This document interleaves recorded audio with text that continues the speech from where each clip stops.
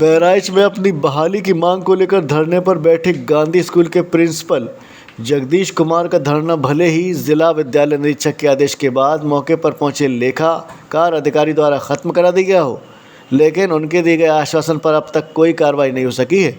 जिला विद्यालय निरीक्षक द्वारा फ़ोन करके गांधी स्कूल के प्रिंसिपल जगदीश कुमार को यह कहा गया था कि आप अपना अनशन खत्म कर दें, 24 से 48 घंटे के भीतर आपकी बहाली कर दी जाएगी, लेकिन अब तक कोई कार्रवाई मामले में अमल में नहीं लाई गई है। आप सभी विदित हैं कि मैं डॉक्टर भीमराव अंबेडकर पार्क पर 29 तारीख से धरना दे रहा था।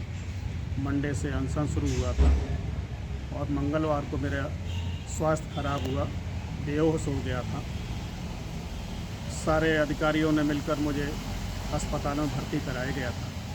तो वहाँ से लेकर दूसरे दिन मेरा अनशन तोड़वाया गया इस वायदे के अनुसार कि 48 घंटे में आपकी बहाली कर दी जाएगी। मैंने आज जिला विद्यालय निरीक्षक महोदय से मिलकर सारे डॉक्यूमेंट्स दे दिए गए, उसके बाद भी आज मेरी बहाली नहीं हुई और रियाज साहब ने कहा कि मुझे 2 दिन का समय दे दीजिए, मैं मंडे को इस तरफ कार्रवाई करता हूँ। लेकिन मैं कहीं ये कह सकता हूँ कि जब सहयोग की भावनाएं होती हैं तो कार्य कहीं न कहीं से बनाए जाते हैं।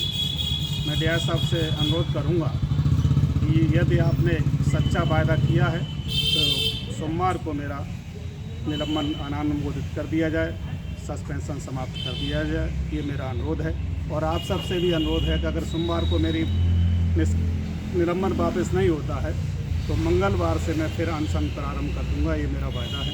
मैं सारे सक्षम पत्राजात और जितने भी सबूत हैं वो क्रॉस चेकिंग होकर दुकानदारों से लेकर और डॉक्टर विकास मिश्रा के द्वारा दिया गया चिकित्सा प्रमाण पत्र सत्यापित पुनः सत्यापित कराकर रिसीव करा दिया गया है, जिसके आधार पर मुझे सस्पेंड किया गया था।